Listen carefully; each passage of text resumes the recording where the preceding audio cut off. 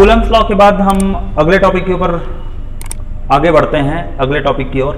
विद्युत क्षेत्र, electric field. Electric field को हम कैसे समझेंगे? मान लेते हैं कि ये कोई आवेश है Q, और इस Q आवेश के आसपास में भी तो कोई क्षेत्र होगा। इस Q आवेश के आसपास में मान लेते हैं कोई दूर में कोई इधर बिंदु पर कोई एक आवेश रखा हुआ है। हमें नहीं पता इस आवेश की मात्रा क्या है, मगर ये जो आवेश है जिसके ऊपर हमें टेस्ट करना है कि इस आवेश के कारण, इस Q आवेश के कारण इस आवेश पर कोई बल आरोपित हो रहा है कि नहीं। तो मान लेते हैं इस आवेश का वैल्यू धनात्मक इकाई आवेश ले लेते हैं, पॉजिटिव यूनिट चार्ज कहते हैं हम। सामान्यतः पुस्तक में इकाई आवेश के ऊपर बात सुने होंगे, धनात्मक इकाई आवेश की बात सुने होंगे। तो इसी प्रकार से हमने ले लिया कि एक धनात्मक इकाई आवेश है। इस आवेश की प्रकृति कुछ भी हो सकती है, धनात्मक या ऋणात्मक कुछ भी। इस आवेश को जब हमने इस बिंदु पर रखा, इसके ऊपर कोई भी आकर्षण या प्रतिकर्षण बल नहीं हुआ। इस आवेश को हम पास लेकर आए यहां, तो भी इसके ऊपर कोई आकर्षण या प्रतिकर्षण बल नहीं हुआ। थोड़ा सा और पास लेकर आते हैं हम इस बिंदु पर, तो भी कोई आकर्षण प्रतिकर्षण नहीं हुआ। यहां से हम थोड़ा सा और आगे लेके आते हैं इस बिंदु पर, हमने देखा कि अब ये जो इकाई आवेश है, इस इकाई आवेश पर आकर्षण या प्रतिकर्षण बल का अनुभव हो रहा है। तो जैसे इस एक दिशा से आ रहे हैं, तो इस बिंदु पर जैसे ही हम पहुंच रहे हैं, इस आवेश के कारण इस बिंदु आवेश, इस इकाई आवेश पर एक बल का अनुभव हुआ। अर्थात यह है कि अब इससे और पास आते जाएंगे तो वो बल की मात्रा जो है वो बढ़ते जाएगी। अब इसी प्रकार इसके चारों ओर का हिस्सा होगा। हो सकता है इस आवेश को इस दिशा से हम लेते लेते आए यहां पर, जैसे इस जगह पर पहुंच रहे हैं हमने देखा कि इस पर बल का आवेश हुआ। हो सकता है इधर से लेकर आ रहे हैं, यहां इस बिंदु में कहीं पर है वो आवेश, यहां से हम लेके आते हैं, जैसे ही इस जगह पर पहुंचे बल का आवेश हुआ।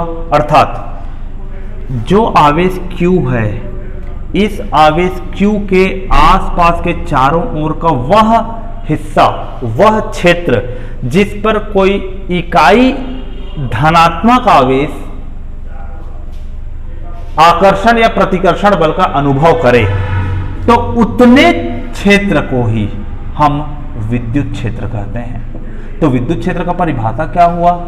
किसी आवेश के चारों ओर का वह क्षेत्र, ये आवेश है, इस आवेश के चारों ओर का वह क्षेत्र जिस क्षेत्र में आने पर इकाई आवेश को आकर्षण या प्रतिकर्षण बल का अनुभव हो, यह क्षेत्र विद्युत क्षेत्र कहलाता है।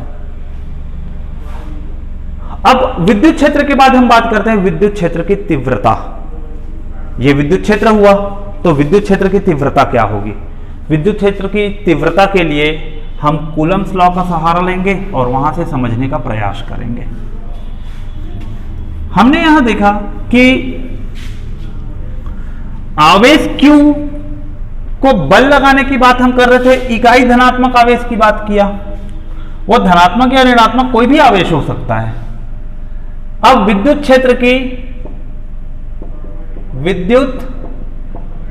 क्षेत्र की तीव्रता अर्थात electric field intensity, electric field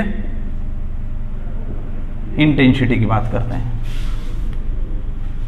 ये एक आवेश Q है, Q1, और यहां आवेश Q2 है, और दोनों के बीच की दूरी कितनी है? R है। ये सिस्टम हमने किसमें स्टडी किया था? बिल्कुल कूलम्स लॉ के लिए। कूलम्स लॉ क्या कहता है कि इन दोनों के मध्य लगने वाला बल F, इसका मान होता है 1/4πε0 into Q1 Q2 upon R²। इतना। अभी जब विद्युत क्षेत्र की हमने बात की, तो विद्युत क्षेत्र में क्या था? कोई एक आवेश किसी दूसरे आवेश पर, और चूंकि हमने दूसरे आवेश का मान धनात्मक इकाई लिया हुआ था, +1 कूलम हमने लिया। ये कूलम्स लॉ क्या बताता है कि Q1 आवेश Q2 के ऊपर कितना बल आरोपित कर रहा है। या Q2 आवेश Q1 के ऊपर कितना बल आरोपित कर रहा है। चलिए एक उदाहरण ले लेते हैं। मान लेते हैं Q1 का मान मैंने 10 कूलम लिया और Q2 का मान मैंने 5 कूलम लिया, इस तरीके से। तो कूलम्स लॉ का यदि इन वैल्यूज को मैं इस समीकरण में रखूंगा तो क्या मिलेगा मुझे, बल का मान 1/4πε0 10 गुणा 5 बटे r स्क्वायर हो गया। अर्थात हम इसे ऐसे समझ सकते हैं 10 कूलम का आवेश 5 कूलम के ऊपर बल आरोपित कर रहा है, या 5 कूलम आवेश 10 कूलम के ऊपर बल आरोपित कर रहा है। यह कूलम्स लॉ का नियम है, यह कूलम्स ने बताया। अब विद्युत क्षेत्र की तीव्रता यहां से कैसे समझेंगे, इसी पर जब हम आगे बढ़ते हैं थोड़ा सा, कि 10 कूलम ने 5 कूलम के ऊपर बल आरोपित किया, ठीक है। यदि यही 5 कूलम कोई इस प्रकार से सिस्टम है और इस सिस्टम में ये एक एक कूलम के रूप में रखा हुआ है, ये 5 कूलम ऐसे इस सिस्टम में एक एक कूलम करके अलग अलग जगह पर रखा हुआ है। आवेश की प्रकृति में योज्यता का नियम हमने पढ़ा है कि कोई भी एक सिस्टम हो, इस सिस्टम में बहुत सारे जब चार्ज रहेंगे तो इस पे टोटल चार्ज जो होता है इनके रैखिक योग के बराबर होता है, लीनियर सम के बराबर होगा।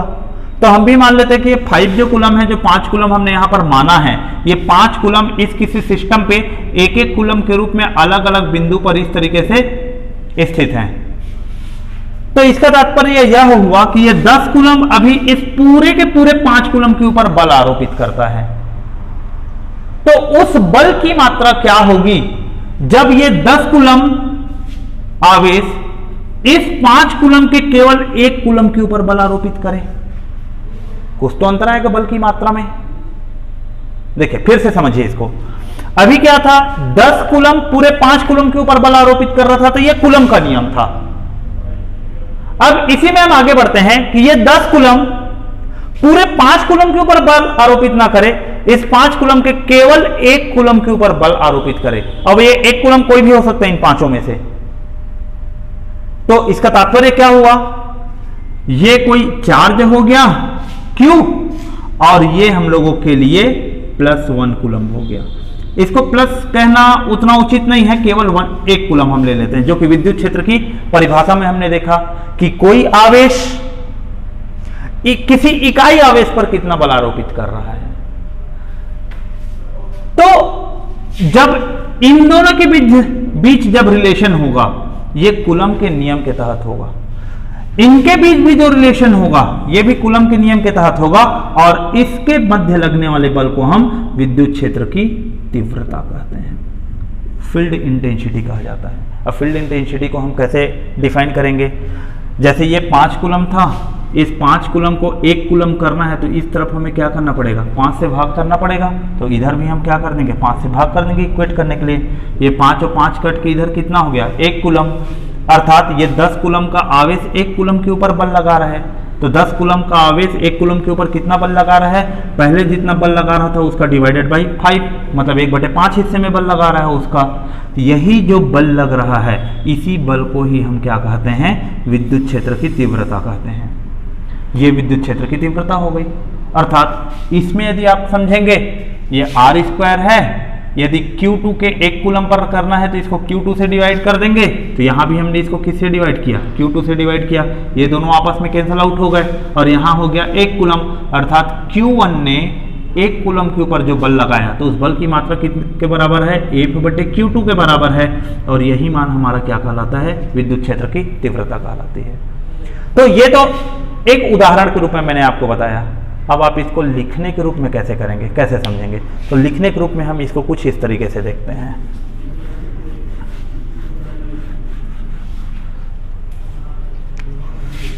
F is equal to 1/4πε0 Q1 Q2 अपन r² है।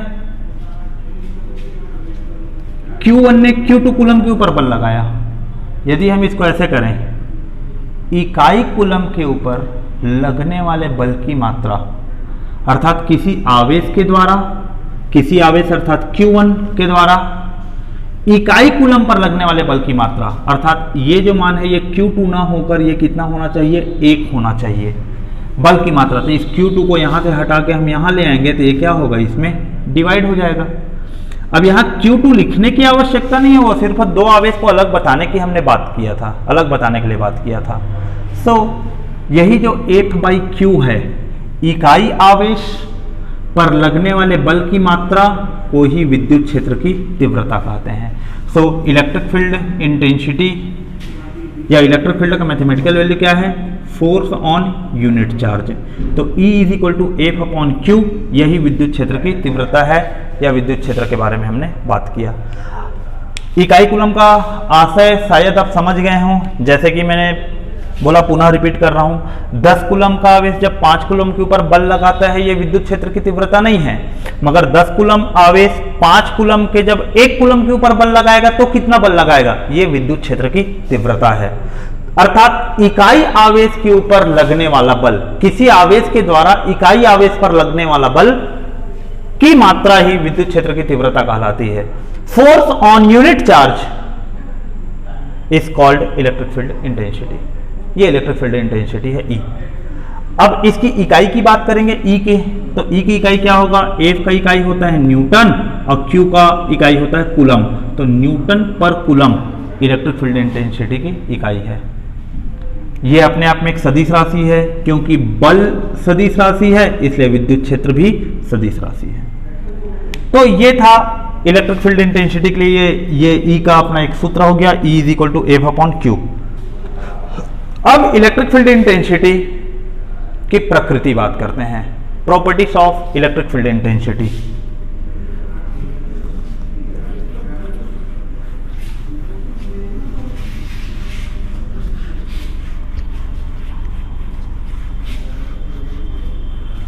प्रॉपर्टीज क्या क्या हैं,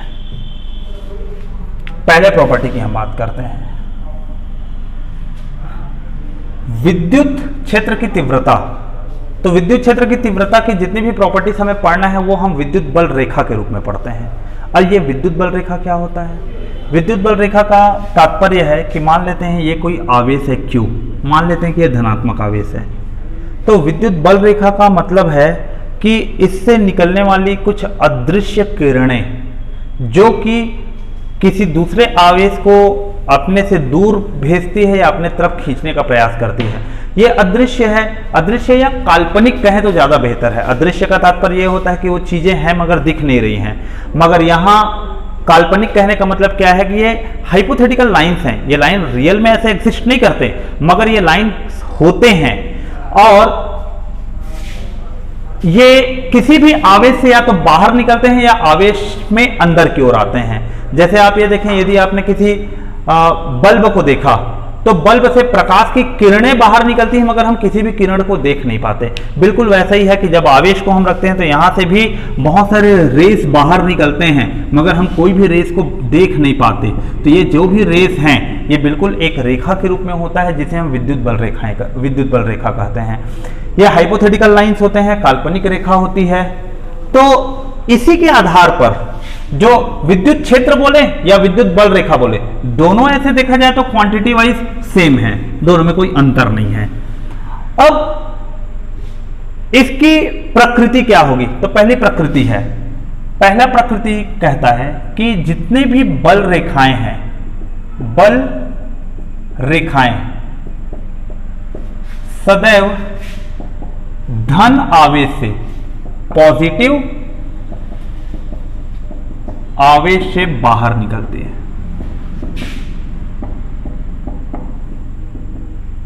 अर्थात ये कुछ इस तरीके से, ये कोई पॉजिटिव चार्ज है तो इससे जितने भी बल रेखाएं हैं ये इस तरीके से बाहर निकलेंगे, डाइवर्ज आउट होते हैं, अपसारी स्थिति कहलाती है ये। लेकिन यदि दूसरी प्रकृति की हम बात करते हैं तो जब बल रेखाएं निगेटिव की बात करें हम, निगेटिव आवेश के लिए, तो निगेटिव आवेश के लिए ये बल रेखाएं कुछ इस तरीके से होती हैं। ये ऋण आवेश है, बल रेखाएं बिल्कुल इसकी ओर आती हैं, इसमें अंदर आती हैं इस तरीके से। ये तीसरी प्रकृति क्या है, अर्थात देखिए पॉजिटिव चार्ज में क्या हुआ, बल रेखाएं इससे बाहर निकलती हैं। निगेटिव चार्ज में क्या होता है, बल रेखाएं बाहर अनंत से आकर इसमें समाहित होती हैं। तीसरी प्रकृति है कि जब दो आवेश को हम एक दूसरे के पास पास रखें, तीसरी प्रकृति में ये धन है और ये ऋण आवेश है, तो क्या होगा, इनमें से निकलने वाली बल रेखाएं ऋण आवेश में जाकर अंत होंगे और कुछ बल रेखाएं जो इधर जा रहे हैं वो अनंत की ओर चले जाएंगे।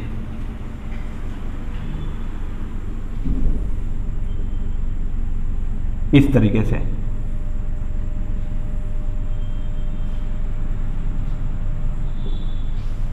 ये तो धन आवेश और ऋण आवेश एक दूसरे को हमेशा आकर्षित करते हैं। उसका कारण ही यही है कि धन आवेश से निकलने वाली विद्युत बल रेखाएं अपने पास में मौजूद ऋण आवेश में जाकर समाप्त हो जाती हैं, अर्थात इसकी ओर खींचे चली जाती हैं या इस ऋण आवेश को अपनी ओर खींच लेते हैं। इसी कारण ये एक दूसरे को अट्रैक्ट करते हैं।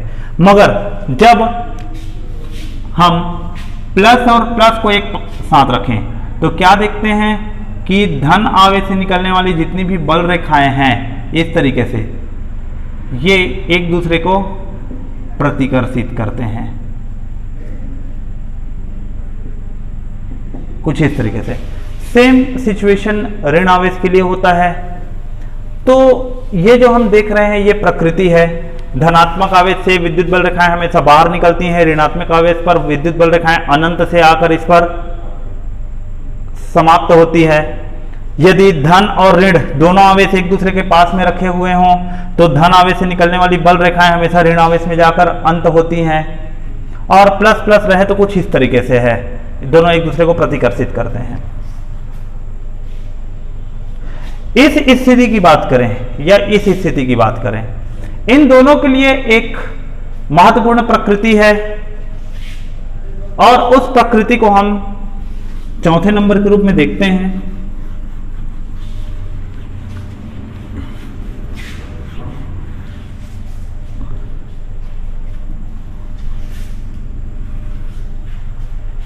विद्युत बल रेखाओं की मात्रा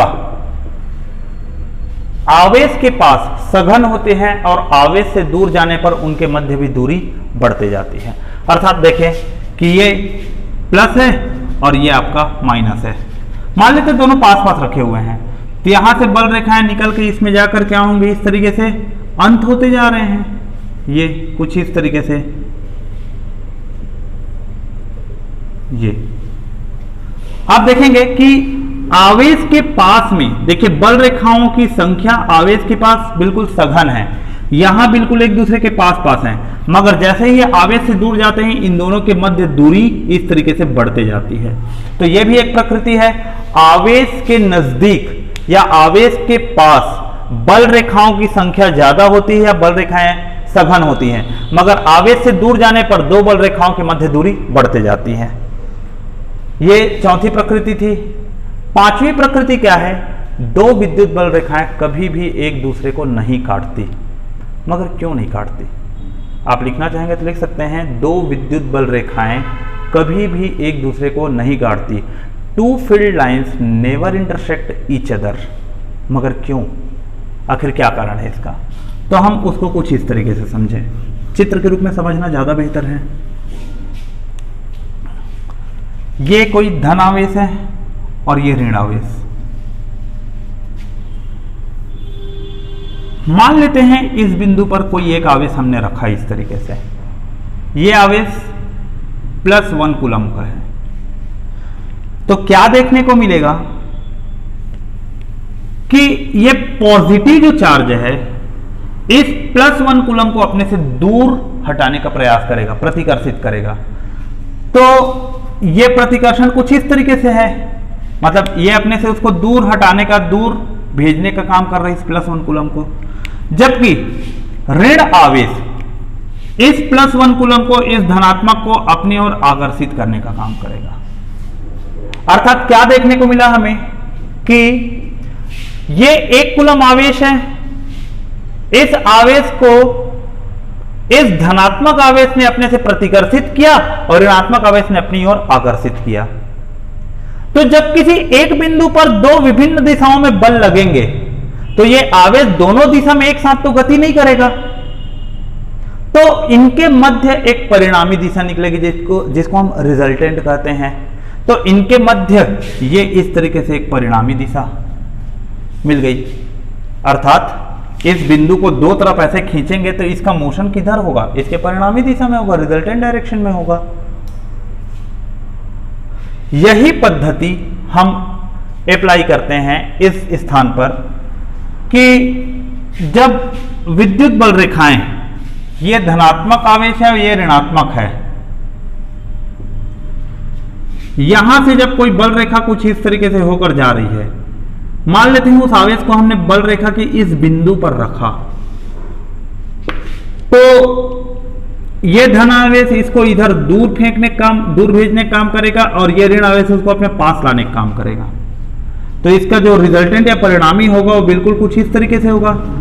ये इस वक्र के ऊपर खींची गई स्पर्श रेखा की दिशा में है, अर्थात जो भी बल रेखा जिसको हम वक्र के रूप में इस तरीके से एक दूसरे के पास लेके आ रहे हैं, इसके किसी भी बिंदु पर परिणामी विद्युत बल की दिशा हमें चाहिए, तो हम ये देखते हैं ये दिशा मैंने क्यों लगाया, क्योंकि धन से निकल के ये ऋण में जा रहा है, इसलिए तो ये निकल के इस तरीके से आ रहे हैं और जिस बिंदु पर आपको दिशा ज्ञात करना है, इस बिंदु पर हमने इस प्रकार से क्या कर लिया, स्पर्श रेखा खींच लिया। तो ये स्पर्श रेखा की जो दिशा है ये इस बिंदु पर परिणामी बल की दिशा को बताता है। अब ये परिणामी बल की दिशा के बारे में हमने भी ज्ञान लिया। अब उस स्थिति के ऊपर हम बात करते हैं कि दो विद्युत बल रेखाएं कभी भी एक दूसरे को नहीं काटती। क्यों नहीं काटती? तो चलिए हम मान लेते हैं कि दो विद्युत बल रेखाएं एक दूसरे को काटती है। पहले हम स्थिति लेते हैं, मान लेते हैं कि काट रही है, और उसके बाद फिर हम अपने कंक्लूजन पे आएंगे कि इस तरीके से ये एक धनात्मक आवेश है और ये एक ऋणात्मक आवेश है। यहां से एक बल रेखा निकला कुछ इस तरीके से और दूसरी बल रेखा निकल के इस तरीके से गई। मान लेते हैं दोनों बल रेखा एक दूसरे को एक बिंदु पर काट दिए। प्रॉपर्टी कहता है दो विद्युत बल रेखा एक दूसरे को कभी भी नहीं काटती। क्यों नहीं काटती? तो उसके क्यों को समझने के लिए हम मान के चलते हैं कि मान लेते हैं कि इससे निकलने वाली दो बल रेखाएं एक दूसरे को काट रही है। यदि जिस बिंदु पर काटेंगे तो इस बल रेखा के कारण परिणामी बल की दिशा, पहले वाले बल रेखा के कारण परिणामी बल की दिशा इस तरफ होगी और दूसरे वाले के कारण परिणामी बल की दिशा इस तरह होगी। अब एक ही बिंदु पर